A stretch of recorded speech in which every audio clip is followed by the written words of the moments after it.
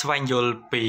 សំណង់សាធារណៈអាយុកាលរាប់ពាន់ឆ្នាំរបស់បុព្វបុរសខ្មែរនាសម័យបុរាណសាស្ត្រាចារ្យព្រាបច័ន្ទមារាដែលជាព្រឹទ្ធបុរសរងមហាវិទ្យាល័យបុរាណវិទ្យានៅសាកលវិទ្យាល័យភូមិន្ទវិចិត្រសិល្បៈបានចងក្រងឯកសារពីសំណង់សាធារណៈកាលពីសម័យបុរាណឯកសារនេះរៀបរាប់ពីសំណង់សាធារណៈកាលសម័យបុរាណមានដូចជា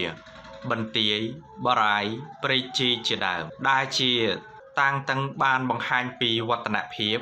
នៃការសាងសង់សំណង់សាធារណៈដែលបម្រើប្រយោជន៍រស់នៅរបស់បុព្វបុរសខ្មែរ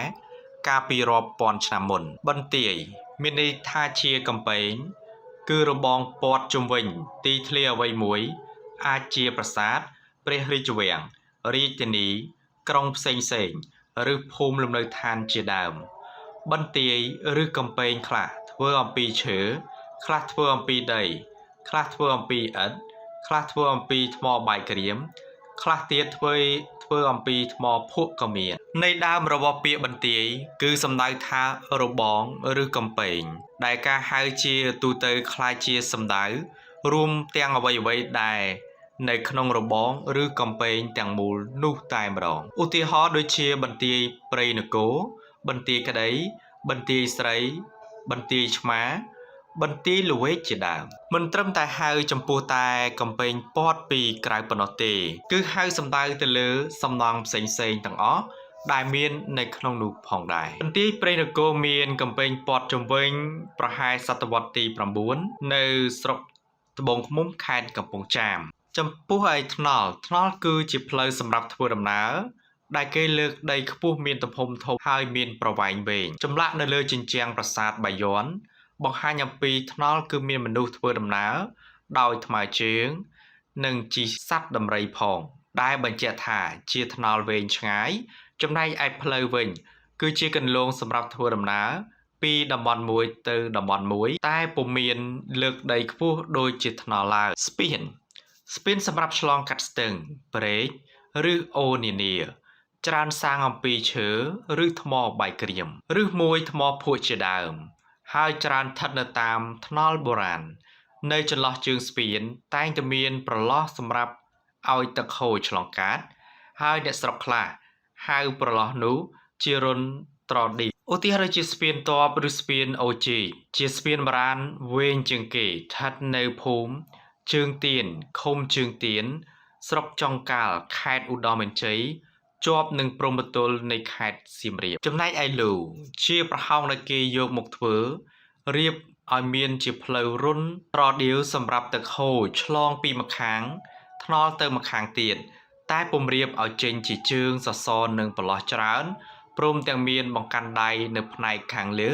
ខ្ពស់ជាងថ្នល់ដូចជាស្ពានឡើយព្រែកជីជាផ្លូវទឹកដែលកើតពីមនុស្សជីកបំបែកឬបង្វែងចេញពីទន្លេឬស្ទឹងផ្សេងក្នុងបំណងដើម្បីយកទឹកប្រើប្រាស់ឬមួយធ្វើជាប្រព័ន្ធផ្លូវដឹកជញ្ជូនជាដើមព្រែកជីកបុរាណដែលធំ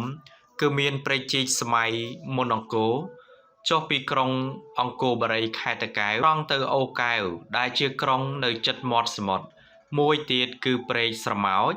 ដែលជាព្រែកជីកបុរាណចេញពីជើងភ្នំគូលែនរត់ត្រង់ទៅទន្លេសាបកាត់តំបន់កំពង់ឃ្លាំងស្រុកសូនិគមខេត្តសៀមរាបរីឯព្រែកភ្ជាប់គឺជាព្រែកដែលគេជីកតភ្ជាប់ពីផ្លូវទឹកមួយទៅកាន់ផ្លូវទឹកមួយទៀតដែលនៅជិតព្រែកស្រមោចជាព្រែកជីកបុរាណពីតំបន់ជើងភ្នំគូលែនទៅទន្លេសាបកាត់តាមកំពង់ឃ្លាំងខេត្តសៀមរាបពាក្យបារាយគឺជាអាងរក្សាទឹក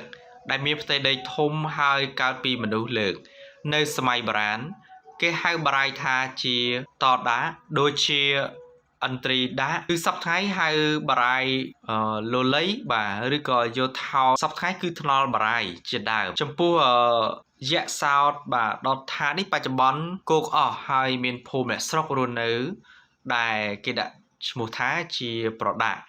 ហើយពាក្យខ្លាយទៅជាពាក្យបុរាណថាគឺតដាក់ពលគឺបារាយនោះត្បិតតែភូមិអ្នកភូមិនៅទីនោះឯភាគច្រើនគឺគាត់ចូលចិត្តហៅថាជាកណ្ដាលបារាយយៈសោរីឯជ័យដល់ថានេះគឺបារាយនិពន្ធ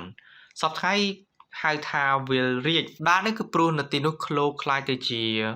វាលបាទតំបន់ខ្លះគេហៅបារាយថាជារហាលឬតូចជាងនោះអ្នកខ្លះហៅថាលបើកថោកឬក៏ត្រពាំងឬក៏ស្រះជាដើមថ្នល់បារាយជាក្នុងតំបន់បារាយដែលគេលើកដីខ្ពស់សម្រាប់ទប់ទឹកផងនិងប្រើថ្នល់សម្រាប់ធ្វើដំណើរផងការហៅថ្នល់បារាយជួនកាលគេសំដៅអ្វីៗទាំងអស់នៅក្នុងបរិវេណបារាយទាំងនោះមូលតែម្ដងដូចជាករណីយសោធៈដាក់ជាដើមទន្លេអ៊ុំជាស្រះទឹកធំដែលច្រើនស្ថិតនៅចំពីមុខប្រាសាទថ្មគោលគឺជាថ្មរាង4ជ្រុងទ្រវែងជួនលាតដែលមានចម្លាក់ក្បូរក្បាច់ឬរូបទេពផ្សេងៗខាងព្រហ្មសាសនាឬមួយខាងពុទ្ធសាសនាជាដើម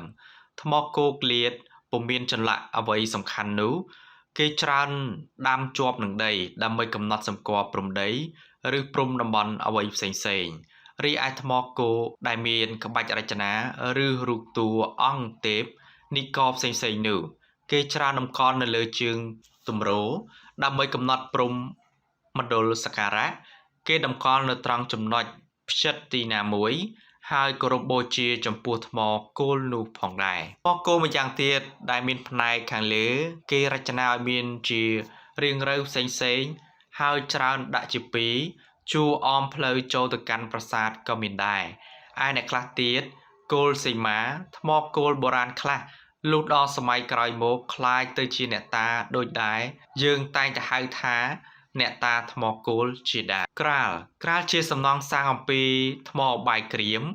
មានរាងជាកំពែងព័ទ្ធជុំវិញទីធ្លារាងមូលមួយពោលគឺមានរាងដូចជាក្រាលសំណង់បែបនេះឃើញមានខ្លះនៅក្នុងតំបន់អង្គរ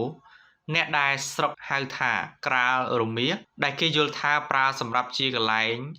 ផ្សាំសត្វ